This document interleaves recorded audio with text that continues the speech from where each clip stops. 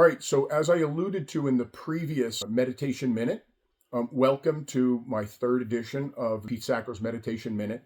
What I want to talk about is something that I've been recently contemplating, and it requires a little bit of a story first. So, when I was really deep into psychedelics and discovering self inside of there, and the unraveling of my mind, um, I've talked about this deeply. Before I had my awakening moment of conscious awareness, I began to have very difficult trips, and one in particular stands out because it was probably the most difficult of trips I had ever had. The first time I'd ever done this, not in a group setting, I was done it alone. I did kind of what would be defined as a hero dose of mushrooms.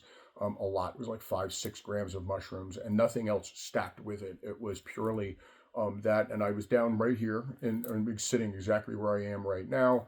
I had put some meditation soundtrack on to repeat to help me through the journey. And it was a difficult journey. I had been begin to realize this space of fear and loathing, the unraveling of my mind, my subconscious mind, and I was trying to deal with those emotions and those feelings and those thoughts and try to layer them so that I could get at the root of the problem. And at the root of the problem, what I began to have visions of was this very feeling of Mesoamerica. It was a temple.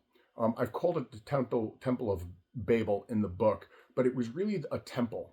But it wasn't a temple. It was like a sandstone temple in the desert. It felt very Mesoamerica. My opinion is that mankind is much older than the few thousand years old that modern archaeology would believe. I believe that there was actually a fairly advanced culture from exploring mind pre-Ice Age, probably 25,000 years ago. I clearly feel that I'm in that time frame when I'm doing that. And so what I feel like I'm experiencing is my ancestry of a moment. That's at least what I thought. But recently I read a piece talking about the potential for this being cosmology, all a simulation. But something resonated with me this time in the idea of a simulation. Being a person of designing data centers and at the forefront of AI and everything that's going on in the technology movement, being a technologist, I understand what it means to write a program and the feeling is of what you want to accomplish and the intention in the program. And it dawned on me in that moment that my vision of the temple, as I described it, and I started to go back to my notes of that day, I described it as one, very mechanical, very number driven. It was programmatic. I even used the word programmatic.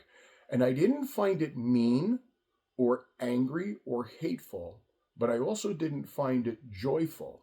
I found it benign. I found it without emotion. And there's where the rub is. Programming is often without emotion.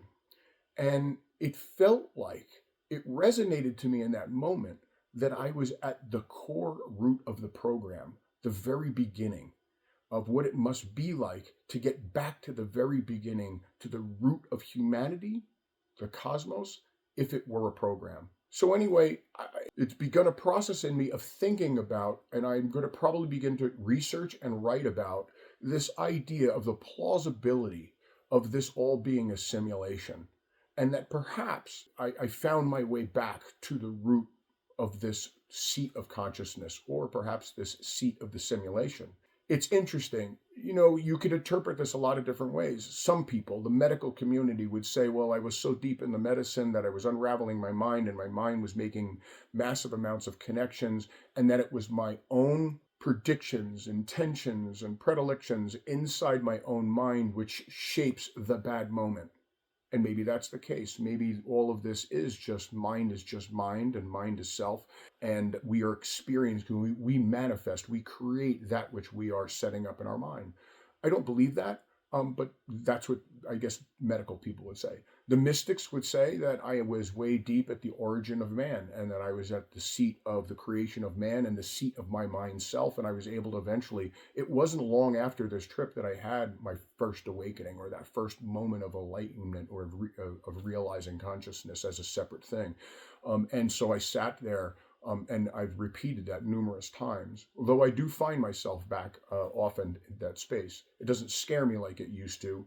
But I never actually quite make it into the temple either, into the program. Maybe. I would love to hear your comments on this and have an open a dialogue and talk about other people's experiences and what they believe, um, and just explore it with you. So thanks for listening, and talk to you soon. Have a good day.